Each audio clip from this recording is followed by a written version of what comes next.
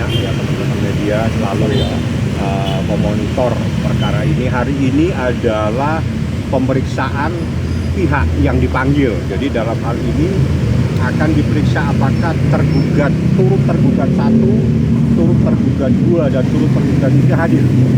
Apabila mereka hadir, nanti akan diperiksa legalitasnya siapa yang mewakili. Nah, setelah itulah baru nanti majelis hakim akan mengambil sikap sesuai dengan peraturan Mahkamah Agung.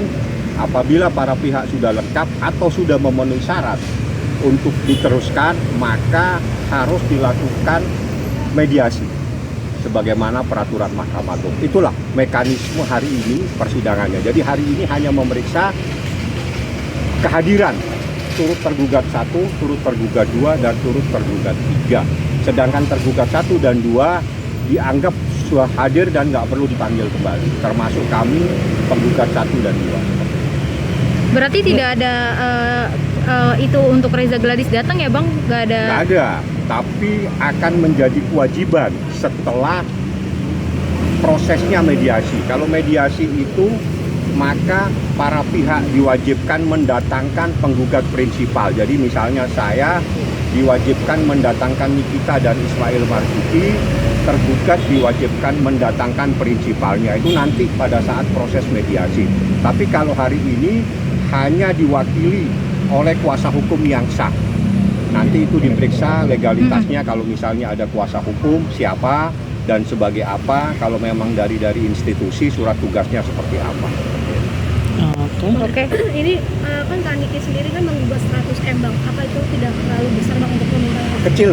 Untuk Nikita Mirzani terlalu kecil dengan proses yang dialami sama dia. Jadi dalam proses hukum jangan dilihat nilainya, tapi inti sarinya adalah adanya sebuah perbuatan kesepakatan secara lisan di mana kesepakatan tersebut tiba-tiba dibatalkan.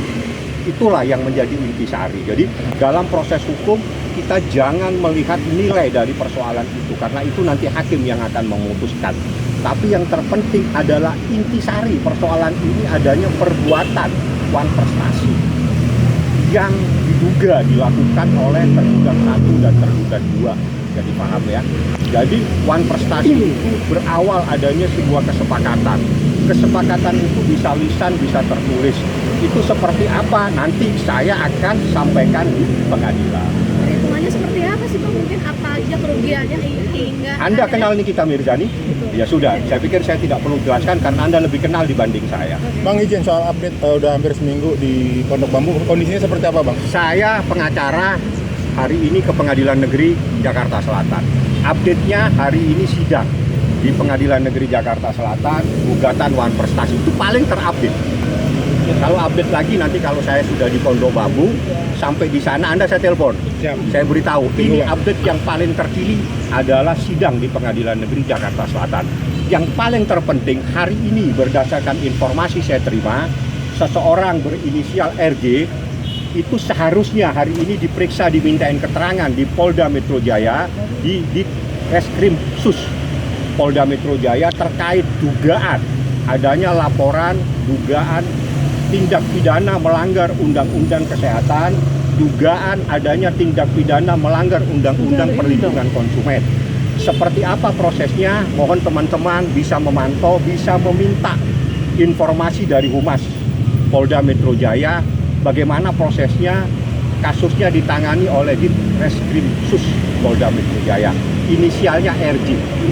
Oke. Itu atas laporan siapa mungkin Bang? Apakah itu memang harus ada hitam di atas putih perjanjian tertulis atau seperti apa sih Bang? Itu ahli yang jelasin.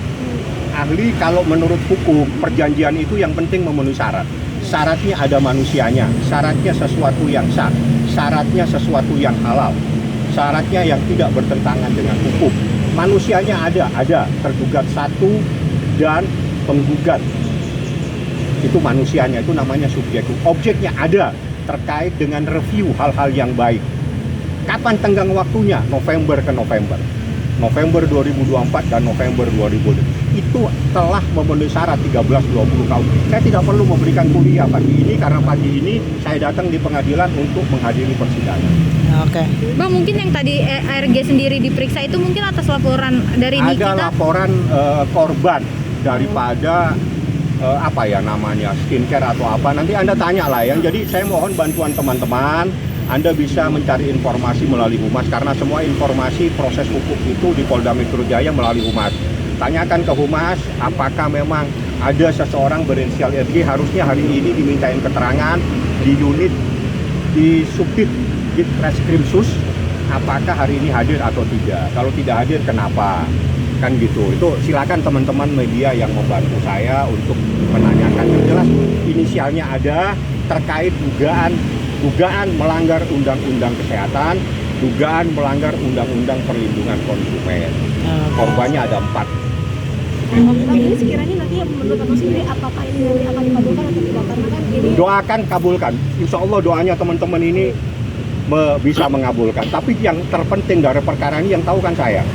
Yang terpenting dari perkara ini yang tahu saya. Jadi saya nggak perlu sampaikan ke Anda. Anda cari informasi yang paling penting itu apa dalam perkara ini. Oke, ya, Ada lagi? aman. udah Bang.